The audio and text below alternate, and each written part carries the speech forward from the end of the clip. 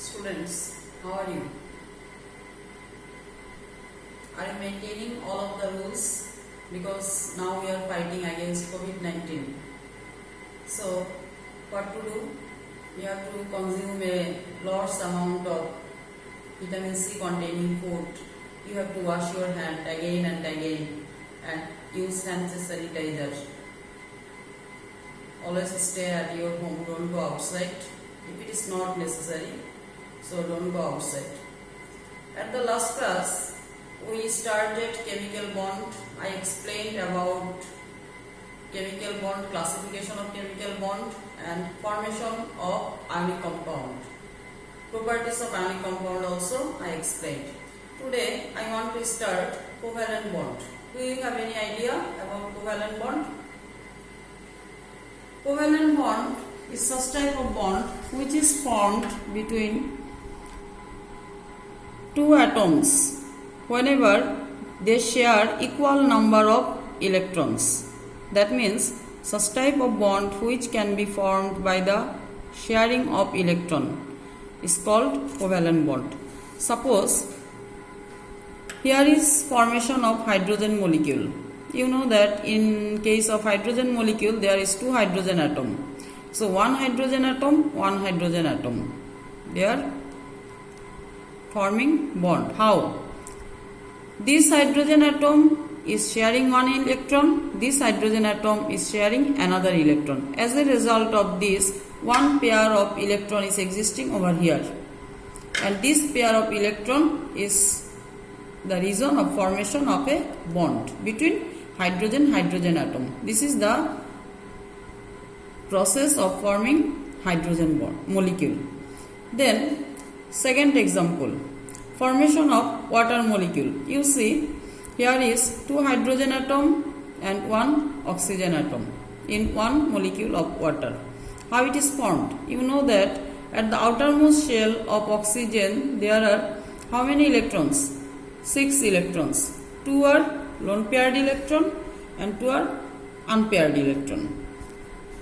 And at the outermost shell of hydrogen there is only 1 electron. By dot I am indicating the electron of oxygen, and by cross I am indicating the electron of hydrogen. See, here oxygen is sharing its unpaired electron and hydrogen is sharing its unpaired electron. Again, oxygen is sharing its second unpaired electron and hydrogen is sharing another electron. As a result of this, two oxygen hydrogen bond is formed between this. And if you ask me, that means what is the shape of hydrogen water molecule? It can be linear. Yes, you can ask me, but the shape of hydrogen molecule can't be linear, but it is supposed to be linear. How? It could be like this, but it is not linear in shape. It is V-shaped. Why? You see, here is how many types of electrons? You know, these are lone pair electron, and the electrons which are participating in chemical bond is known as bond pair electron. So, how many types of electrons are existing over here? Bond pair electron, lone pair electron. So that 3 types of repulsion will be found over here. Lone pair, bond pair, bond pair, bond pair. As a result of these 3 types of repulsion, the shape of water will be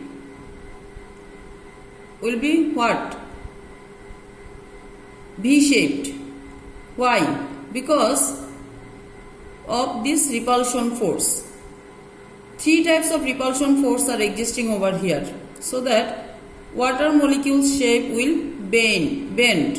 It was supposed to be linear, but the shape of water molecule is V-shaped. Have you understood what is the shape of water molecule?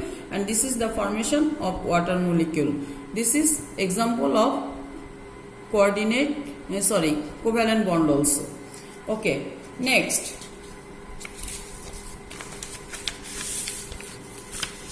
Come to the difference between ionic compound and covalent compound. What is ionic compound? Such type of compound which is formed by ionic bond. And covalent compound which is formed by covalent bond. At the first difference we can write this one. This is formed by ionic bond, this is formed by covalent bond. Then in case of ionic bond,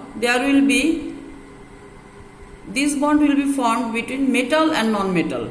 They generally have a metal in their composition. That means ionic bond can be formed between metal and non-metal.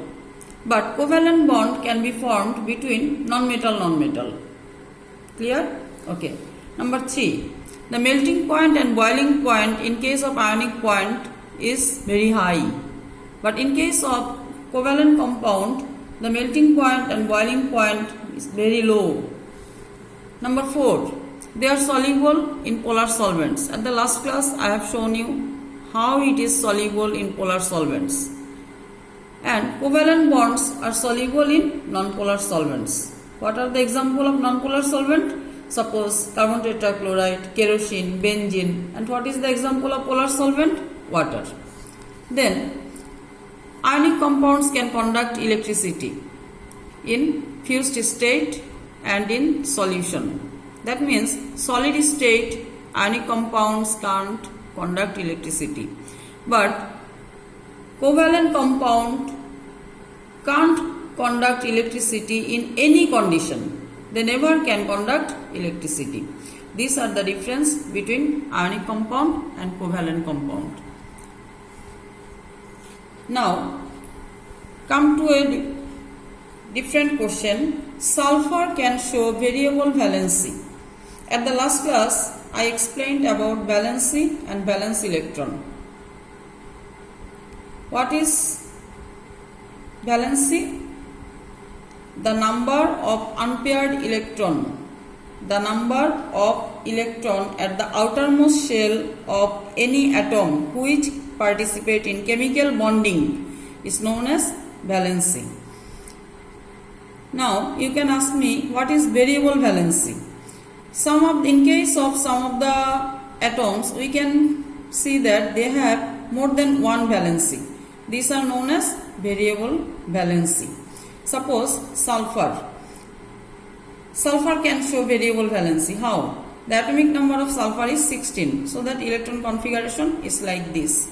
At the outermost shell, 3s, there is 2 electrons, and 3p, there is 4 electrons. What will be the distribution?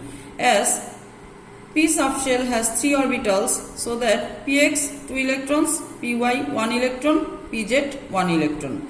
So what is the total number of unpaired electron? 2. So that